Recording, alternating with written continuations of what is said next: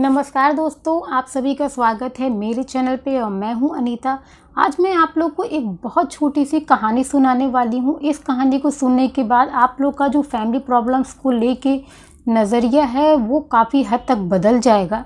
आजकल के ज़माने में 100 में से 80 घर में ये प्रॉब्लम हो गई है कि उनके यहाँ उनके माता पिता के साथ उनकी वाइफ का बनता नहीं है। अक्सर क्या होता है कि अपने माता पिता को छोड़कर बच्चे अलग हो जाते हैं या कुछ ऐसा काम कर जाते हैं जो नहीं करना चाहिए। तो एक बहुत छोटी सी कहानी मैं आप लोग को सुनाती हूँ। 3 दोस्त थे, तीनों एक दूसरे के साथ बचपन से ही रहते थे, साथ में ही एक ही स्कूल में उन लोगों ने पढ़ाई की, साथ में ही वो लोग कॉलेज भी जाते थे।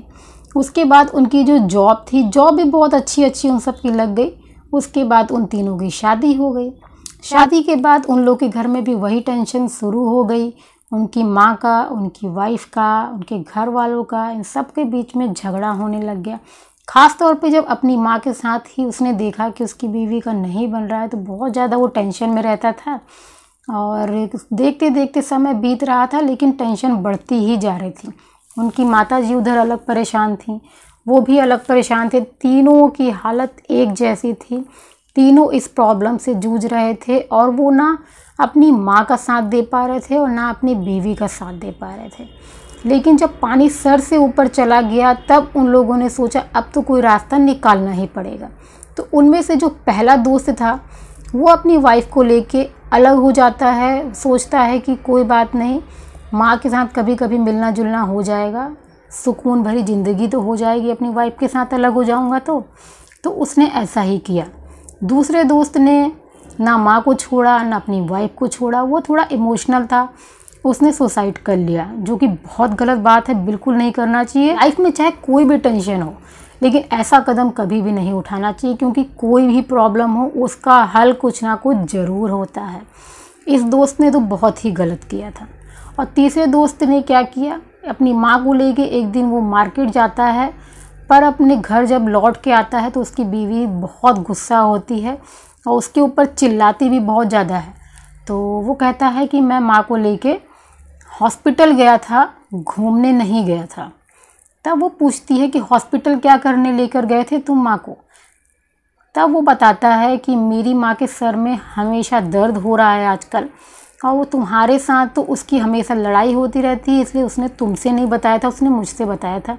और मैं ले गया हूँ, मैंने चेकअप्स कराए हैं। उसके बाद मुझे पता चला है कि मेरी माँ को ब्रेन ट्यूमर है। ब्रेन ट्यूमर जो हुआ है उनको वो लास्ट स्टेज पे बड़ा है, तो उसका कोई इलाज भी नहीं है। 4-6 महीने की मेहमान है मेरी माँ। प्लीज़ तुम ये बात मेरी माँ को मत बताना। मैंने उससे बस ये कहा है कि तुम्हारा बीपी लो रहता है, इस वजह से तुमको चक्कर आते हैं, सर में दर्द होता है। मैं चाहता हूँ उसके अंतिम दिन सुकून से बीते। तो तुमसे मैं एक विनती करना चाहता हूँ, प्लीज़ तुम मेरी माँ के साथ कुछ दिनों के लिए अच्छा व्यवहार करो, उसको बिल्कुल परेशान मत करना। अगर वो कुछ तुमको उल्टा सीधा बोल भी दे तो बर्दाश्त कर जाना, कुछ ही महीनों की बात है। उसकी बीवी भी सुन के इमोशनल होती है, वो इस बात को मान जाती है। उसके बाद उसकी बीवी बहुत अच्छे से उसकी माँ की सेवा भी करने लगती है। शुरू में जब वो उसकी माँ की सेवा करती है तब उसकी माँ को भी अजीब लगता है कि अचानक से इतना ये बदल कैसे गई है। और उसकी जो वाइफ होती है, उसकी माँ, दोनों की धीरे धीरे दोस्ती हो जाती है, क्योंकि जब उसकी वाइफ उसकी माँ की केयर करती है फिर उसकी माँ भी धीरे धीरे उसकी वाइफ की केयर करने लगती है। समय समय पे कुछ सामान ला के उसको देने लगती है और पड़ोसियों से भी अपनी बहू की तारीफ़ करने लगती है, क्योंकि मेरी बहू तो बहुत अच्छी है, मेरे बहुत ख्याल रखती है। तो इस तरीके से दोनों में काफ़ी अच्छी दोस्ती हो जाती है, अंडरस्टैंडिंग हो जाती है। और फिर क्या होता है, एक दिन उसकी वाइफ अपने हस्बैंड के पीछे पड़ जाती है कि नहीं, तुम किसी बहुत अच्छे डॉक्टर के पास ले जाओ, दूसरे शहर ले जाओ, लेकिन माँ को प्लीज़ ठीक करा दो। मैं नहीं चाहती कि माँ को कुछ भी हो, कुछ तो इलाज होगा इसका।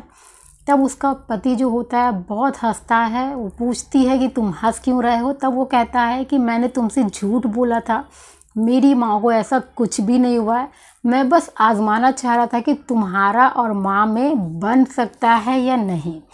तो उसने, हस्बैंड ने, ये देखिए छोटा सा दिमाग लगाया, जिसकी वजह से उन दोनों को आपस में जुड़ने का, मिलने का एक मौका मिल गया। मैं मानती हूँ कि ये चीज़ गलत है, झूठ मूठ बीमारी नहीं बतानी चाहिए थी, लेकिन उसका जो पॉजिटिव साइड था वो काफ़ी अच्छा था। जिससे कि उसकी प्रॉब्लम सॉल्व हो गई। और बाकी 2 दोस्त भी इसी प्रॉब्लम से जूझ रहे थे, लेकिन उन्होंने क्या किया, उन्होंने अजीब से, एक ने तो बिल्कुल भी गलत ही काम किया और दूसरे वाले ने अपने माँ बाप को बुढ़ापे में छोड़ दिया। तो आप लोग मुझे कमेंट बॉक्स में जाके कमेंट करके ये ज़रूर बताइएगा कि इन तीनों दोस्त में से आपको किसका तरीका सबसे अच्छा लगा इस समस्या से जूझने का। और ये बहुत छोटी सी कहानी, लेकिन आप लोग को मज़ा आया होगा मुझे लग रहा है इस कहानी को सुनने के बाद। तो अगर आप लोग को मेरा ये वीडियो पसंद आया हो तो लाइक कर दीजिएगा, और मेरे चैनल पे अगर आप नए हैं तो मेरे चैनल को सब्सक्राइब कर दीजिएगा और बेल को भी प्रेस कर दीजिएगा, जिससे कि मैं जब भी कोई नया वीडियो बनाऊं तो आपको उसकी नोटिफिकेशन मिल जाए। तो चलिए मिलती हूँ नेक्स्ट वीडियो में।